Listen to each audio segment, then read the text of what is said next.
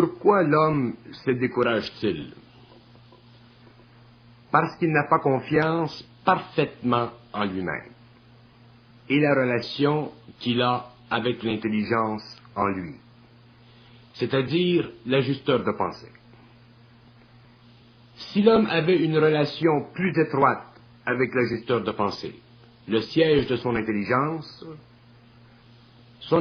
de la vie serait plus présente et les chocs de la vie ne pourraient le bouleverser avec autant de force, car il aurait, sinon le support d'une vie facile pour le moment, au moins le support d'une intelligence qui lui ferait connaître la raison de ses difficultés. Il lui montrerait qu'il y a toujours un horizon pour l'être humain qui communique avec l'intelligence réelle. L'homme se décourage car il n'a pas conscience de sa vie, du point de vue de son intelligence réelle, de sorte qu'il n'a conscience de la valeur de sa vie que du point de vue de son intellect, et dans l'intellect, il n'y a pas d'intelligence réelle, car cette dernière ne se manifeste que sur le plan supramental. Alors, si l'homme ne possède pas d'intelligence réelle, quelque minime ou imparfaitement perçue qu'elle soit, il est évident que son intelligence rationnelle ne pourra supporter le trop-plein d'échecs que met constamment la vie à sa portée. Se décourager, c'est normal chez l'être inconscient, car il n'a pas la pleine mesure de lui-même. Il ne fait face qu'à la mesure de la vie qui s'abat sur lui. Mais lorsque l'être se conscientise et qu'il commence à vivre de l'intelligence réelle, il perd petit à petit la capacité de se décourager, car il découvre graduellement qu'en se conscientisant, sa vie s'ouvre, c'est-à-dire qu'elle se comprend mieux, ce qui lui ouvre une porte sur l'avenir, porte dont il ne connaît pas encore le contour véritable, mais dont il ne peut plus nier l'existence. Le découragement est alors impossible, car il y a trop d'intelligence dans l'homme, et l'intellect ou la raison s'efface devant l'évidence de cette conscience nouvelle, qui change la perspective de la vie et qui pousse l'homme plus loin vers lui-même, où il découvre le jeu de la vie, qui avait auparavant créé les conditions émotives et rationnelles du découragement. En un simple mot, le découragement, c'est l'aveuglement qui afflige l'ego de l'homme, alors que la vie s'abat avec excès, semble-t-il, sur ses épaules.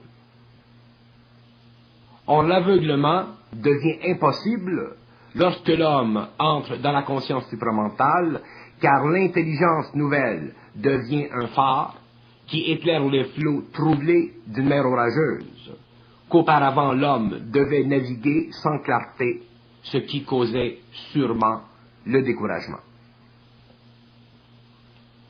Le découragement provient du manque de clarté dans l'esprit, c'est-à-dire d'intelligence réelle, et si l'homme ne parvient pas, pour toutes sortes de raisons, à se sortir de ce qui le décourage, c'est qu'il n'a pas de volonté, car le découragement est lié à la perte ou l'absence de volonté.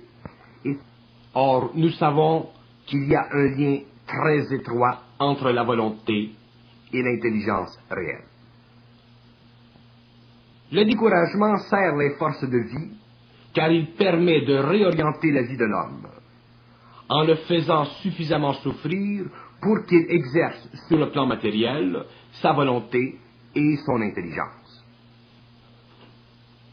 Autrement dit, l'expérience du découragement vécu et souffert par l'homme est une pression créée par les forces de vie pour qu'il aiguise son sens de la réalité et deviennent plus mûrs, c'est-à-dire plus intelligents et plus volontaires, dans le vrai sens du mot. Car ce n'est que lorsque l'homme possède cette maturité qu'il peut être plus créatif dans la vie, au lieu de la vivre d'une façon mécanique et totalement inconsciente. L'être qui se décourage ne voit pas la fin de sa souffrance, et s'il est inconscient, ne peut voir la fin de sa souffrance. Mais l'être conscient sait qu'il y a fin à sa souffrance, et il peut aussi savoir pourquoi il y a souffrance, mais sans pour cela pouvoir y mettre fin à volonté, car les conditions optimales de vie n'ont pas encore été établies. Et le fait de savoir qu'il y a fin et but à la souffrance transfère l'énergie de cette souffrance du plan émotif au plan mental. Et c'est ce transfert qui permet à l'être conscient de dépasser la souffrance qui accompagne le découragement et d'en voir la raison d'être, même s'il la refuse, car il y a suffisamment de clarté dans son esprit pour réaliser que déjà le fait qu'il soit conscient a changé sa vie pour une nouvelle vie dont il ne connaît pas encore le dénouement, mais dont il comprend de plus en plus la condition personnelle.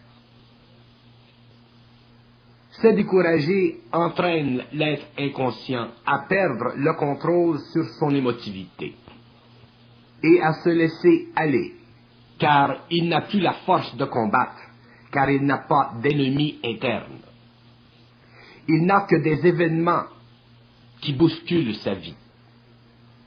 Mais lorsqu'il se conscientise, ce ne sont plus les événements de la vie qui sont l'ennemi, mais les forces de vie internes. Mais il réalise aussi à la fois que l'ennemi interne est en fait l'ennemi de ses faiblesses. Et lorsqu'il a appris à combattre l'ennemi interne, qui œuvre contre ses faiblesses pour les éliminer, cet ennemi devient sa force véritable et son intelligence et sa volonté éventuelle. Il n'y a alors plus de découragement possible ou imaginable, car les faiblesses ont été éliminées et remplacées par l'intelligence réelle et la volonté réelle. Le découragement représente une forme d'aliénation mentale et émotive vis-à-vis une condition quelconque, que l'ego ne peut envisager, supporter, parce qu'il n'a pas une suffisance de compréhension détaché de ses sentiments. Il ne peut fonder sa vie que sur ce qui lui arrive, au lieu de voir que ce qui lui arrive peut être traité de façon intelligible s'il a suffisamment de clarté d'esprit, lui permettant de comprendre le but et la raison de l'événement, ou de la condition qui l'afflige. Il est évident à l'ego conscient que tout événement ou condition pénible de la vie se renverse avec le temps, pourvu qu'il ait suffisamment de volonté et d'intelligence pour le renverser. Mais renverser une condition de vie ou neutraliser le choc d'un événement difficile requiert de l'intelligence. Ce n'est que par le biais de cette intelligence que l'homme a accès à la raison derrière la cause du découragement. Si l'homme vit dans le vacuum de son esprit, s'il n'a comme outil que son intellect et ses émotions, il est évident que le découragement sera amplifié par l'émotivité que soulève la condition ou l'événement. Mais s'il a contact avec l'intelligence en lui, le poids sera supporté par l'ego, car déjà il comprendra que l'événement ou la condition servent à le rendre plus conscient, c'est-à-dire plus imperméable à toutes sortes de situations qui peuvent créer le découragement dans l'avenir. L'homme peut vivre sur le globe de façon à pouvoir tout comprendre de sa vie, ce qui requiert contact avec l'intelligence réelle, ou subir les chocs de vie et en souffrir sans pouvoir sur eux, ce qui peut lui rendre la vie tellement difficile, pénible, qu'il sera découragé, qu'il vivra découragé, c'est-à-dire qu'il perdra contrôle de l'énergie vitale qui alimente ses principes inférieurs, et de là vivra une piètre vie, car la vie peut être très dure et à la fois très facile. Mais il faut au préalable la comprendre en fonction de l'intelligence réelle et non l'intelligence et l'émotivité subjective qui la bouleversent et la brouillent à la fois. Beaucoup de gens se découragent, car ils ne sont pas suffisamment intelligents et volontaires, dans le sens réel du mot, pour se dissocier carrément d'une condition qui mine leur existence.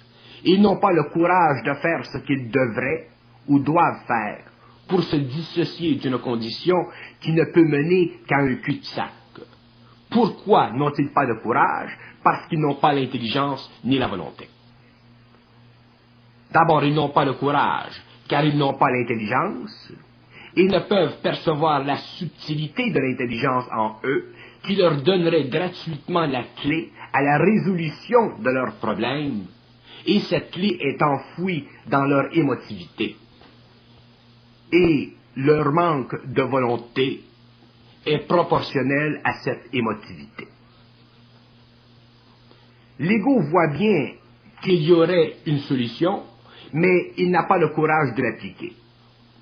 Alors vient un moment où il se décourage, c'est-à-dire un moment où son inconscience ne peut lui fournir de réponse, car le problème est devenu encore plus vaste, plus irréconciliable avec une solution. S'il n'a pas de réponse, il perdra de plus en plus d'énergie, et c'est cela le découragement. C'est une perte d'énergie mentale et émotive, et seule l'intelligence réelle peut trancher la question, au-delà de la raison et de l'émotion, puisqu'elle ne fait pas partie de la personnalité subjective. Mais on n'accède pas à cette énergie supramentale sans douleur, car justement, elle n'apparaît qu'au fur et à mesure que l'homme a reconnu les illusions de la forme qui entraînent le découragement. Autrement dit, il faut souffrir un peu pour avoir le privilège de vivre sans pouvoir se décourager, quelles que soient les conditions de vie.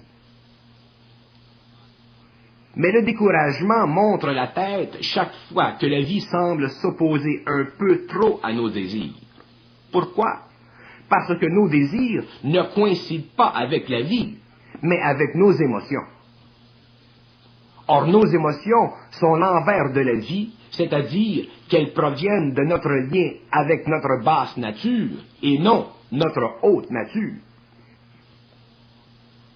Si l'homme savait vivre sa vie en relation étroite avec sa haute nature, son intelligence réelle, la vie serait toujours plaisante, car elle serait en harmonie avec l'intelligence réelle, elle serait toujours compréhensible, elle ne serait jamais sombre. Mais non, l'homme inconscient vit sa vie en relation et en fonction de sa basse nature. Et comme il n'est pas conscient de l'autre partie de lui-même, de sa haute nature, de l'intelligence réelle, comment voulez-vous qu'il ne se décourage pas lorsque cette dernière décide de mettre un terme à l'abus que lui impose la basse contrepartie de l'homme? C'est alors que l'homme se décourage, et c'est normal. Bien que l'homme ait un soi-disant libre arbitre, il n'est pas dit que la haute contrepartie de lui-même n'aura pas et ne doit pas avoir le dernier mot. Et effectivement, c'est ainsi que se vit la vie du terrestre, jusqu'au moment où il prend conscience de l'intelligence réelle en lui. Compte tenu du temps que doit prendre l'ajustement des principes inférieurs aux principes supérieurs, l'homme peut souffrir, mais ne peut plus se décourager, c'est-à-dire souffrir en aveugle. Voilà du moins quelque chose de neuf dans la vie de l'homme, jusqu'à ce que la souffrance ait totalement disparu de sa vie. Le découragement fait partie de la condition humaine, qui manque de voir la raison de sa condition, et qui par le fait même doit la vivre aveuglément. La vie n'a d'intention pour l'homme que lorsqu'elle est vécue selon son intelligence réelle, sa loi vibratoire, la loi de son énergie. Tant qu'elle n'est pas vécue ainsi, elle doit être soufferte par l'homme, car elle s'oppose à la domination de sa nature inférieure sur elle, c'est-à-dire sur l'esprit de l'homme. Le découragement reflète le conflit entre la nature inférieure et la nature supérieure chez l'être humain. Épuisé par ce conflit, l'homme apprend que la vie est plus forte que lui. Mais ceci n'est pas une solution, car l'homme doit être aussi fort que la vie, c'est-à-dire qu'il doit être dans l'intelligence de la vie, s'il veut la vivre avec force, c'est-à-dire librement et sans souffrance. Mais ceci requiert qu'il y ait harmonie entre le haut et le bas. Voilà ce que signifie conscience supramentale. Que l'homme inconscient se décourage lorsque la vie le contrarie trop dans son expérience, c'est normal, car il n'est pas dans l'intelligence de la vie, c'est-à-dire qu'il n'a pas accès à l'intelligence qui seule peut lui faire réaliser le bénéfice d'une condition difficile et temporaire. S'il doit vivre seul le découragement, sans l'aide de l'intelligence, il est évident que la perte d'énergie peut continuer à se faire et le mener à la dépression ou pire. Mais ce n'est pas la condition absolue de l'homme de vivre ses difficultés seul, puisque l'homme a le pouvoir de communiquer avec l'intelligence et se voir expliquer catégoriquement la raison de son passage difficile. S'il fait ou vit cette communication, il ne pourra jamais perdre plus d'énergie que son niveau de conscience lui permettra, car déjà, la communication avec l'intelligence nourrit ses principes inférieurs, pourvu qu'ils soient suffisamment évolués pour absorber l'énergie de cette intelligence. S'il n'est pas suffisamment évolué pour absorber cette énergie, sa condition psychologique pourrait se rempirer, car il ne pourrait plus en sortir ou faire marche arrière. De sorte qu'il se verra obligé de vivre son découragement jusqu'au bout, c'est-à-dire jusqu'à ce que les forces de l'intelligence en lui aient ouvert ou forcé l'ouverture d'un canal pour qu'il puisse se réconcilier avec la vie. Lorsque l'homme est inconscient, il a l'impression que la vie s'exécute en fonction de ce qu'il fait et pense. Lorsqu'en fait, la vie s'exécute à travers ce qu'il fait et pense. Une fois conscient, il s'aperçoit bien que les conditions qui avaient créé le découragement étaient liées à un manque de réalisation, qu'il y avait dormant en lui une volonté et une intelligence réelle et active qui ne peut succomber à la subjectivité du découragement, et que par conséquent, s'il avait vécu de cette énergie, la condition du découragement n'aurait pas eu lieu, car l'intelligence et la volonté sont deux forces créatives qui écartent la passivité émotive et mentale du découragement. Le découragement, c'est le délire de l'intelligence subjective de l'homme. C'est la perte d'intelligence réelle, au moment même où elle devient essentielle. C'est la disconnexion entre l'homme animal et l'homme réel. C'est le doute qui pousse l'homme contre le mur de ses possibilités. C'est la victoire de l'émotion et la paralysie de l'intelligence. Quelle horreur, puisqu'il peut mener l'homme à des abus qui ne conviennent pas à l'être conscient. Beaucoup sont amenés au découragement, car ils n'ont jamais éprouvé le fond de leur réalité psychologique. Ils ne l'ont jamais connu. Afin de sentir un peu ce fond de leur être et de connaître certaines réactions qui ne peuvent se manifester au cours du train-train de la vie de tous les jours, voilà qu'un événement, qu'une condition les confronte avec le plancher des vaches, et ils s'aperçoivent de leur vulnérabilité, de leur faiblesse, de leurs illusions, de leur stupidité. Sans cet événement décourageant, ils auraient vécu leur vie comme des clowns, ces êtres qui font semblant que tout va bien et qui n'ont pas la maturité de vivre sans maquillage. Alors le découragement sert l'homme, car il le resitue envers lui-même et lui fait prendre une certaine conscience de lui-même que seule une partie de vie plus difficile aurait pu faire. La haute nature de l'homme ne lui convient que lorsqu'il l'a découverte et en a payé le prix. C'est pourquoi le découragement fait partie de ce mouvement dans l'homme qui doit lui faire découvrir autre chose que son nombril et ses intérêts trop souvent stériles. La vie se charge de l'homme et l'intelligence réelle seule peut le décharger du poids de la vie. Car la vie ne doit pas être un poids, mais simplement un mouvement de l'homme dans le temps, et lorsqu'il est dans l'intelligence réelle, il vit le temps d'une façon dynamique, et non plus comme auparavant, d'une façon émotive et raisonnée, ou d'une façon purement psychologique. Le découragement intervient dans la vie de l'homme lorsque ce dernier doit reconquérir des forces qu'il a perdues à cause de son inconscience. Le découragement est un couteau à deux tranchants, soit qu'il mène l'homme à sa perte, ou qu'il l'élève au-dessus d'une condition antérieure et lui offre une vie plus saine à l'avenir. Dans les deux cas, il représente un changement de vie à cause de la condition ou de l'événement qui lui a enlevé beaucoup de force morale. Mais c'est à ce point que le découragement possède une valeur expérientielle qui ajoutera à sa vie s'il réussit à passer à travers l'obstacle.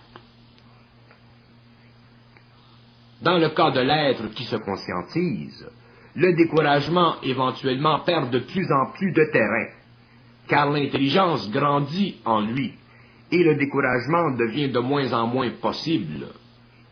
Par contre, il est remplacé par une autre force en lui, que j'appelle la colère de l'esprit de l'homme. La colère de l'esprit ne peut se faire sentir chez l'homme que lorsqu'il a conscientisé son intelligence et sa volonté. Ces deux forces qui opèrent en lui vibratoirement et se servent des événements de la vie pour le faire souffrir vibratoirement et non plus psychologiquement comme auparavant, alors qu'il n'était pas conscient de ses forces. Alors maintenant, l'homme ne peut plus se décourager, car il est trop conscient du jeu entre les forces de l'intelligence et de la volonté et lui-même. Mais le changement vibratoire dans ses corps, que doivent opérer ses forces pour la fusion, peut être si pénible à certains moments que l'homme est forcé de réagir avec grande colère et prendre contrôle de cette énergie nouvelle qui se manifeste en lui. Naturellement, cette colère de l'esprit de l'homme contre l'intelligence et la volonté le rend très fort, car il doit détruire toutes sortes de formes au cours de ce processus pour en venir à avoir un contrôle total sur sa vie, du plan le plus haut jusqu'au plan le plus bas. Or, il est bon de voir la différence et le rapport entre le découragement de l'être inconscient qui souffre de l'intelligence et de la volonté en lui sans s'en rendre compte, et l'être conscient qui subit l'effet grandissant de cette intelligence et de cette volonté, mais parvient avec le temps à la contrôler, à en contrôler les effets sur sa vie, de sorte qu'au lieu d'être mené au découragement, il est mené à la colère de l'esprit, ce qui l'affranchit de plus en plus psychologiquement et lui donne de plus en plus de contrôle sur sa vie. Pour que l'homme possède un contrôle total sur sa vie, il lui faut pouvoir arracher aux forces cosmiques leur pouvoir sur lui, et ceci ne peut se faire que par une capacité mentale parfaite et sans émotivité, afin que se détruisent en lui les formes qui retardent cette énergie. Cette colère de l'esprit de l'homme est l'outil par excellence qu'il développe pour sévérer sa relation d'être inférieur avec les forces cosmiques. Tant qu'il n'a pas connu cet aspect de son esprit, il n'a pas goûté de la liberté de son esprit. L'homme doit comprendre que tout ce qui est esprit est énergie, et que toute énergie est voile selon sa vibration. De sorte que l'homme conscient, ou qui se conscientise, réalise au fur et à mesure qu'il connaît cette colère de son esprit contre les forces de l'intelligence et de la volonté qui cherchent à fusionner avec lui, qu'il doit et qu'il est capable de s'affranchir de son statut d'être inférieur pour se réaliser dans le pouvoir de son esprit, où il ne peut plus être assujetti à aucune force. Autrement dit, l'homme conscient doit cesser de souffrir. Et la mesure de cette cessation est en rapport avec la colère de son esprit, qui reflète le pouvoir de son esprit sur sa condition humaine. Ainsi, alors que l'être humain inconscient se décourage sous la pression de la vie, l'être conscient vit la colère de son esprit, car il a conscience de l'étrangeté du rapport entre l'homme et les événements et les êtres supérieurs, qui lui cassent les pieds pour l'amener à un taux vibratoire suffisant pour qu'il puisse fusionner avec lui parfaitement. Mais si l'être conscient ne peut plus se décourager, car il y a trop d'intelligence et de volonté en lui, ceci ne veut pas dire que sa souffrance est amoindrie. Au contraire, elle peut être très aiguë. Il faut comprendre que les hommes ont toujours été assujettis et que le rejet complet et incontesté de cet assujettissement demande une volte-face de la part de l'homme qui ne peut se manifester qu'en fonction d'une colère de son esprit. Car la colère psychologique, cette colère de tous les jours, est sans pouvoir sur la vie. Seule la colère de l'esprit de l'homme a pouvoir sur la vie, car elle fait partie de la vie conscientisée, qui affronte la vie inconsciente et la domine parfaitement. Lorsque l'homme prend conscience, par la colère de son esprit, il brise les liens entre son émotif et son mental, et transmute l'énergie émotive en énergie mentale supérieure, ce qui augmente en lui l'intelligence et la volonté réelle. Le découragement n'est plus possible à ce stage, car déjà l'homme a suffisamment de force pour carrément briser toute force qui veut faire obstacle à ce qu'il veut.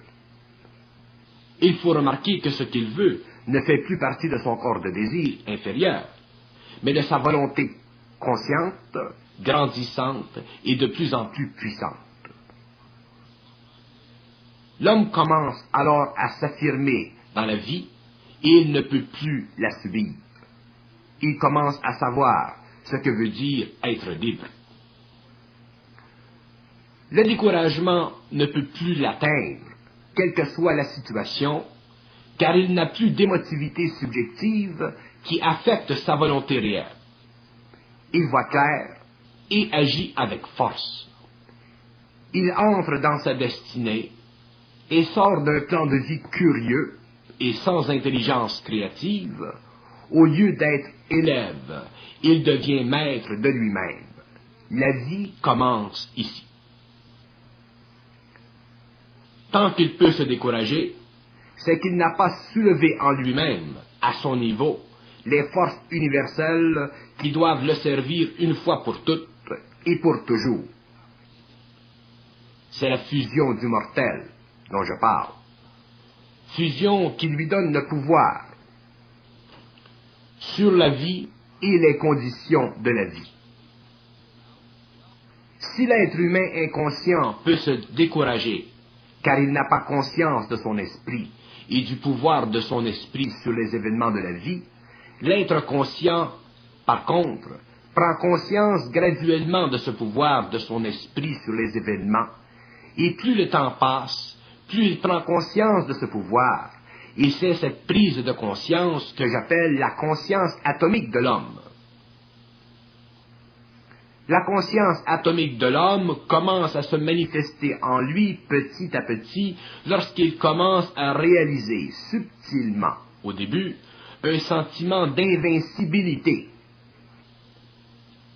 Or, ce sentiment d'invincibilité fait partie de la descente en lui de l'esprit de son rayon et de sa connexion avec son propre esprit.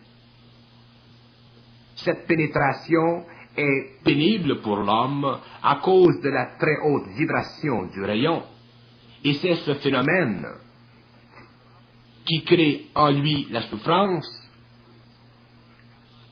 autrement dit, qui force l'homme à entrer dans la colère de son esprit.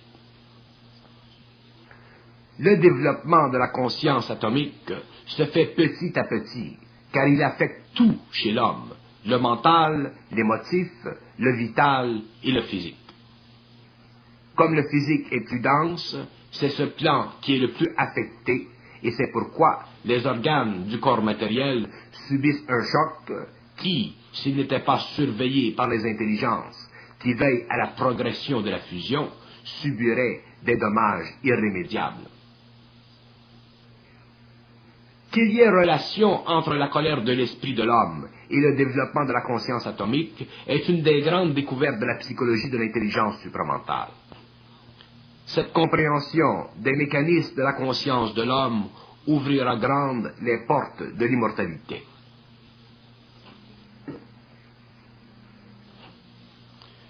Une des grandes erreurs de l'homme par le passé fut de croire les êtres qui l'enseignèrent.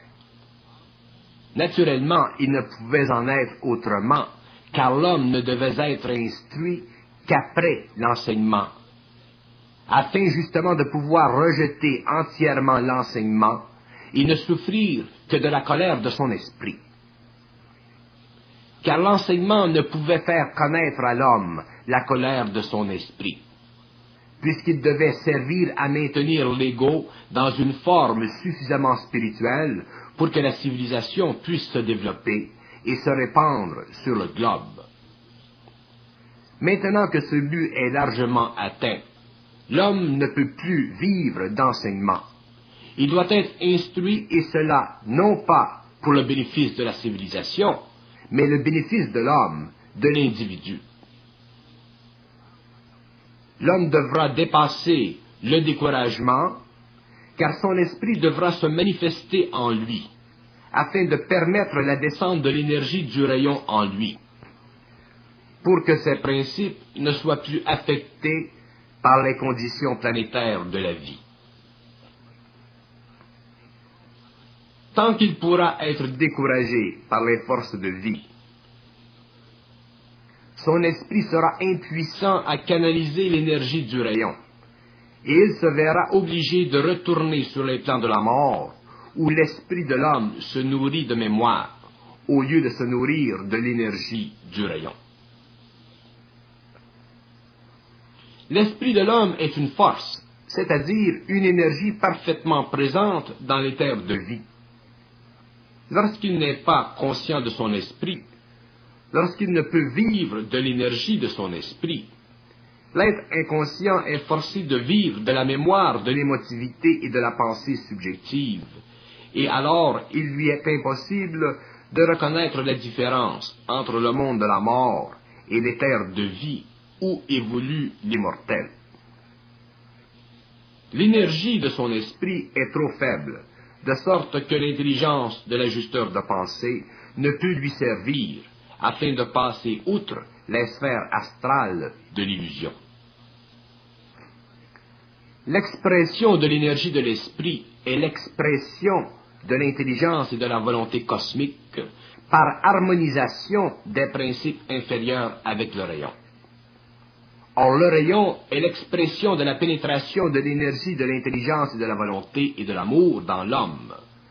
Mais l'homme doit être préparé vibratoirement à recevoir cette énergie, car elle ne peut venir à lui pour qu'il s'en serve que lorsque les formes dans son esprit ont été brûlées, brisées, détruites par l'énergie du rayon. C'est pourquoi la fusion est si longue pour l'homme, car son esprit ne peut vivre sans un minimum de forme, sinon il se découragerait à un point tel que la destruction de son corps matériel s'ensuivrait. Mais dès qu'il prend conscience vibratoire et délaisse la conscience psychologique, il peut de plus en plus supporter de vivre sans le support de la forme, car son esprit est de plus en plus harmonisé au rayon, ce qui lui assure de progresser vers la fusion sans danger. Le développement de la conscience atomique de l'homme ne peut s'opérer que lorsque ce dernier a pris conscience de son esprit. Et cette prise de conscience se fait sentir par la colère qu'il vit lorsque l'énergie du rayon frappe les couches inférieures de son être. Cette colère est tellement grande chez lui qu'elle réfléchit proportionnellement l'état supramental de sa conscience vis-à-vis l'état inférieur. Plus l'état supramental est avancé, plus la colère peut être forte, de sorte que son état inférieur graduellement laisse place à une conscience totale et sans faille, le vide. Plus le vide se fait chez l'être conscient, plus il avance vers l'éther, le monde de son esprit libéré de la forme. L'incompatibilité du découragement avec la conscience devient de plus en plus évidente pour l'homme, dès que la colère de son esprit a remplacé le pouvoir de ses sentiments sur son intelligence. Dans le fond de la réalité humaine, l'être humain est un géant qui ne connaît pas sa force, car il n'a jamais su comment la faire vibrer en lui. Alors le géant, qu'est l'homme, devait subir pendant des millénaires l'impuissance jusqu'à ce que l'esprit du géant puisse se manifester en harmonie avec la partie supérieure de sa nature. Sinon son gigantisme aurait détruit plutôt que créé. Rien n'est plus dangereux qu'un géant stupide, car il se sert de sa force pour dominer au lieu de s'en servir pour créer. Voilà pourquoi le géant dans l'homme n'a jamais été libéré, car cette libération nécessitait qu'il y eût d'abord conscience intelligente, plutôt que conscience inférieure, dominée par une gamme inouïe de sentiments inférieurs. L'avènement de la conscience supramentale sur la terre déchirera le voile qui sépare l'homme faible ou faussement fort de l'homme réel et puissant dans son esprit. Et cette déchirure du voile élèvera tellement l'esprit de l'homme que ce dernier brisera les chaînes de l'existence pour ne se conformer à rien qui ne se conforme à lui par harmonie vibratoire. C'est pourquoi cette condition de l'homme nouveau ne sera réalisable que le jour où il pourra, de sa propre volonté, pénétrer le monde de l'intelligence et œuvrer dans ce monde d'une façon totalement libre, de sorte que son passé, son ignorance et son découragement devant la pression des forces de vie sur sa conscience impuissante ne fera plus partie de son expérience, car son esprit aura enfin commencé le grand voyage de retour vers l'origine de tout ce qui n'est pas expérientiel. Le découragement n'existant plus devant la vie, et l'esprit étant libéré du poison de la forme existentielle, non comprise, l'homme mettra les pieds dans une dimension du réel qui fera de lui un être supérieur, un être au-dessus et au-delà de l'homme, le surhomme.